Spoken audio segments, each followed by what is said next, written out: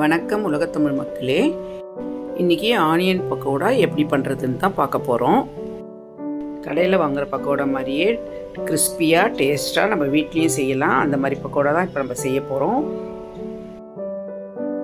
அதுக்கு மீடியம் சைஸில் 3 வெங்காயம், ஒரு துண்டு இஞ்சி, 2 பச்சை மிளகாய் எடுத்திருக்கேன். இஞ்சியை தோல் சீவி இஞ்சியும் பச்சை மிளகாயும் பொடியாக நறுக்கி எடுத்துக்கோங்க. வெங்காயத்தை நீல வாக்கில் கட் பண்ணிக்கோங்க. கட் பண்ண வெங்காயம், பச்சை மிளகாய், இஞ்சியை ஒரு பவுலில் போட்டுக்கோங்க.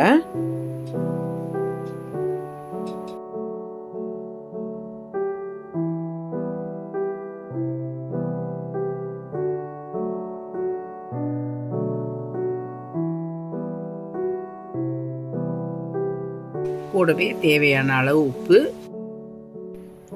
1/2 ஸ்பூன் தனி மிளகாய் தூள் போட்டு நல்லா மிக்ஸ் பண்ணி விடுங்க.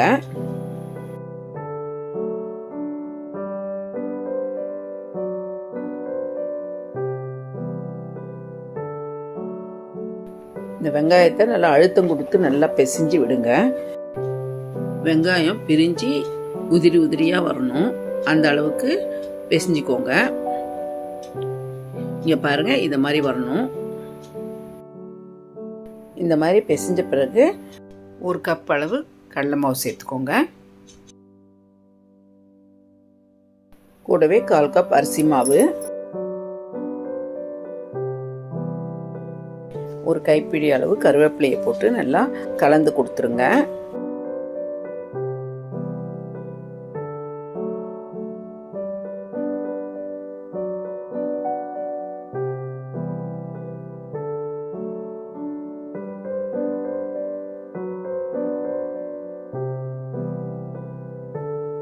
மாவும் வெங்காயமும் நல்லா மிக்ஸ் ஆன பிறகு ஒரு சின்ன குழம்பு கரண்டி அளவு சூடான எண்ணெய் ஊற்றி எல்லா மாவுலையும் மிக்ஸ் ஆகிற மாதிரி நல்லா கலந்து விட்டுக்கோங்க. இந்த சூடான எண்ணெய் ஊற்றுறதுனால பக்கோடா சாப்பிடும்போது நல்லா முறுமுறுன்னு டேஸ்டாக இருக்கும்.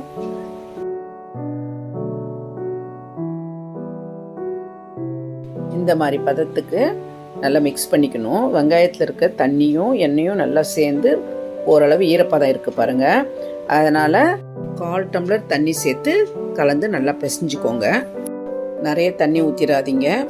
நம்ம எண்ணெய் ஊற்றிருக்கோம், வெங்காயத்தில் வேற ஈரம் இருக்கும். அதனால் 1/4 டம்ளர் தண்ணியே இதுக்கு போதுமானதாக இருக்கும். இந்த மாதிரி பதத்துக்கு பிசைஞ்சிக்கோங்க. இந்த மாதிரி சிக்கியாக இருக்கணும் மாவு.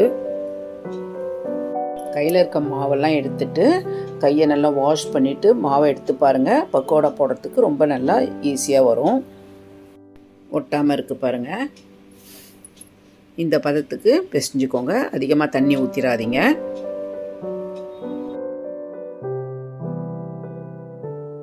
இப்போ எண்ணெய் சூடாயிடுச்சு. மாவு எடுத்து பக்கோடாவாக போட்டுடலாம்.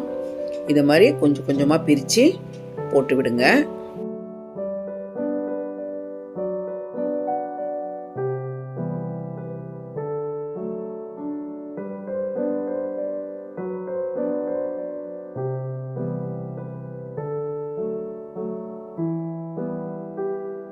பக்கோடா போட்டு உடனே கரண்டி போடாதீங்க.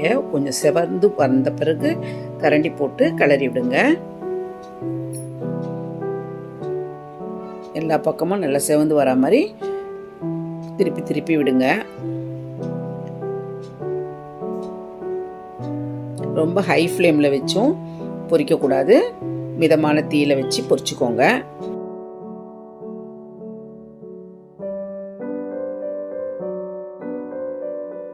இப்போ நல்லா செவந்து வந்துருச்சு. இப்போ பக்கோடாவை நம்ம எடுத்துடலாம்.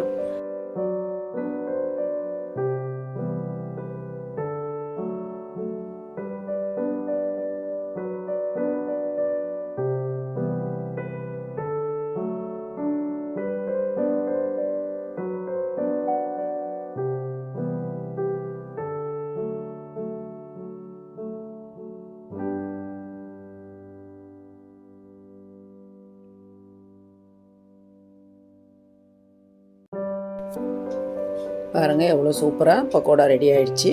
இப்போ மீதி இருக்க மாவையும் நம்ம பக்கோடாவாக பொரிச்சு எடுத்துடலாம்.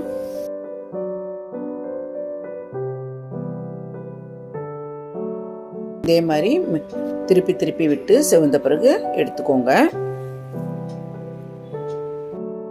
ஈவினிங் ஸ்நாக்ஸாக சாப்பிட்றதுக்கு, சாதத்தோட தொட்டு சாப்பிட்றதுக்கு, பக்கோடா வச்சு குழம்பு, குருமா எல்லாமே பண்ணலாம்.